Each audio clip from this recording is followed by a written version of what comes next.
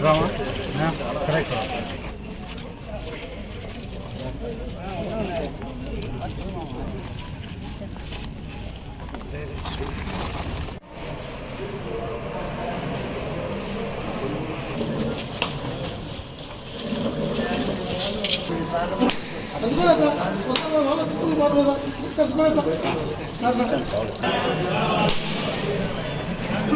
చిన్నగా చిన్నగా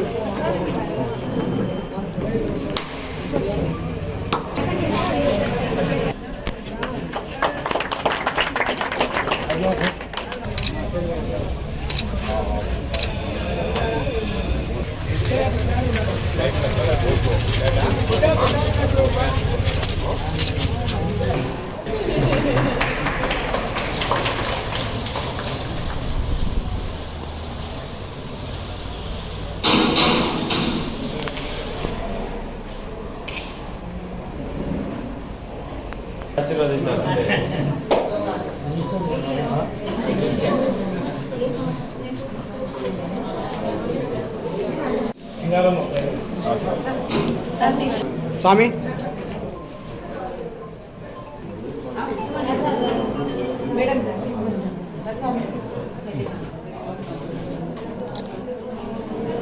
పట్టణానికి సంబంధించి 9వ వార్డులో గతంలో మాట ఇచ్చిన ప్రకారంగా ఇక్కడ ఉన్నటువంటి పొదుపు సంఘ మహిళలందరూ కూడా ఆ రోజు ముఖ్యంగా వార్డు మహిళలందరూ కూడా వచ్చి ఎప్పుడైనా మేము మీటింగ్లు పెట్టుకోవాలన్నా సరే మాకు ఇబ్బందికరంగా ఉంది, ఏదైనా చిన్న కమ్యూనిటీ హాల్ ఉంటే చిన్న చిన్న ఫంక్షన్లు చేసుకోవాలన్నా సరే బాగుంటుంది అనే ఉద్దేశంతో, అలాగే మహిళా సమైక్యకి సంబంధించిన మీటింగ్లు పెట్టుకోవాలన్నా సరే ఎటువంటి ప్లేస్ లేదు, నేను ఓల్డ్ టౌన్ కాబట్టి ఎక్కడ కూడా మాకు విశాలమైన ప్రదేశం దొరకడం లేదు అని చెప్పేసి వాళ్ళు మా దృష్టికి తీసుకొచ్చారు.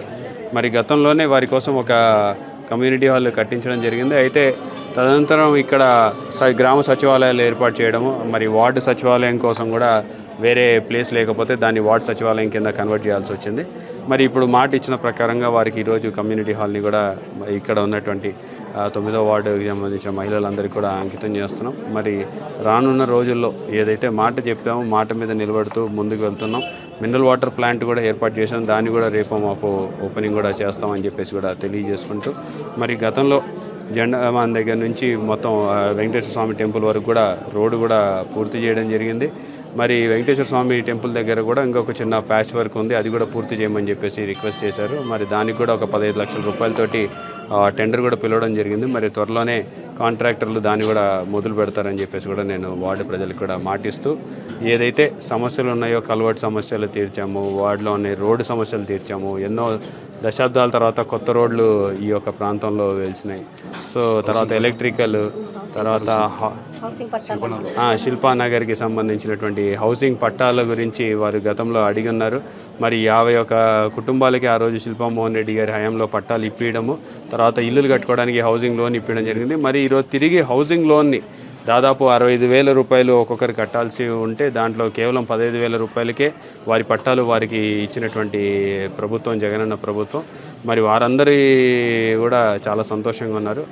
ఈ వార్డులో చెప్పినవన్నీ కూడా చెప్పినట్టుగా చేసుకుంటూ వెళ్ళడం మాకు కూడా చాలా సంతోషంగా ఉంది. భవిష్యత్తులో మరొకసారి మాకు అవకాశం కల్పించి ఈ వార్డు అభ్యున్నతికి అందరూ తోడ్పడతారని చెప్పేసి ఆశిస్తాం. గడప గడపకి మనం ప్రభుత్వం ద్వారా ఎమ్మెల్యే గారు ఈ వార్డు విజిట్కి వచ్చినప్పుడు ఇక్కడ మహిళలందరూ వాళ్ళు ఏదైతే పొదుపు సంఘాల మీటింగ్స్ కానీ ఏదైనా చిన్న ఫంక్షన్స్ కానీ చేసుకోవడానికి గతంలో కమ్యూనిటీ హాల్ ఉండింది, దాన్ని గ్రామ సచివాలయంగా మార్చడం జరిగింది.